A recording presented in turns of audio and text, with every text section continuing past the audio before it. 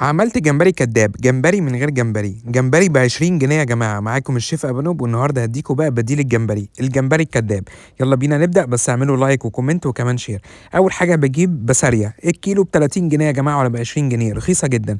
ببدأ آخدها كده وأبدأ أحطها شوية ملح، ولو عندك دقيق ممكن تحطي وشرايح ليمون، وانزلي بقى بمية تكون مية عادية خالص من الحنفية، واغسلي فيها جدا لحد ما يبان لها صاحب عشان ما تبقاش زفرة معاكي. شايفين اللون اللي بتنزله؟ لازم تقعدوا تغسلوا فيها لحد ما المية تبقى شفافة. طبعا غيرت لها المية كذا مرة، وممكن اسيبها كده 10 دقايق على جنب.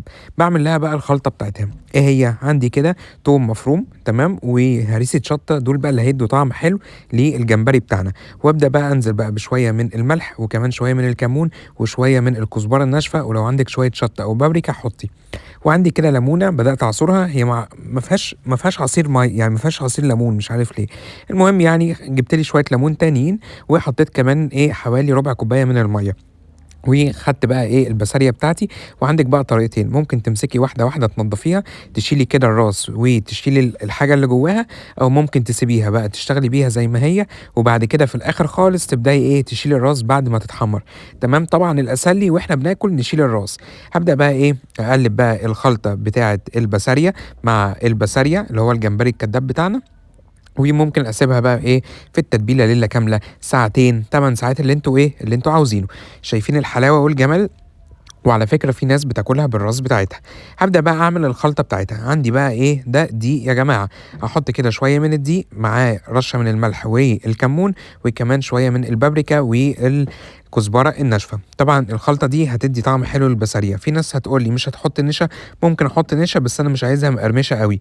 تمام، ابدا بقى انزل بالبسارية بتاعتنا. شايفين يا جماعه؟ تحس ان هو الجمبري السمول ده اللي هو ايه اللي احنا بنصطاد بيه. شايفين الحلاوه والجمال؟ انا مدلعكم. يلا بقى الناس اللي ما كتبتش كومنتات، فين الكومنتات بتاعتكم؟ فين؟ قولوا لي انتوا بتتابعوني منين؟ بقالكم كتير كده مش بتشجعونا. هبدا بقى اقلب البسارية في الدقيق بتاعنا، وكده بقى عندي اسهل جمبري كداب. وابدا كده انفضها من الدقيق. شايفين يا جماعه الحلاوه والجمال؟ وانزلها كده شويه وبالراحه بالراحه كده في زيت يكون سخن ويكون كتير. تمام، وابدا كده ايه اسيبها لحد ما ايه تمسك نفسها. اول ما تمسك نفسها ابدا افصلها عن بعض كده عشان لو ماسكه في بعض. شايفين الحلاوه والجمال؟ مفيش احلى من كده.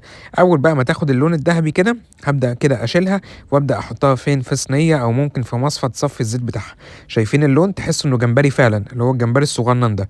والنهارده عملت اسهل طريقه للبسارية، وعلى فكره ممكن بنفس الطريقه تتبلوها كده بشويه ملح وتحطوها في برطمان وتعملوا كده احلى بسارية مخلله شبه ايه الفسيخ، يكون ايه فسيخ كداب كمان.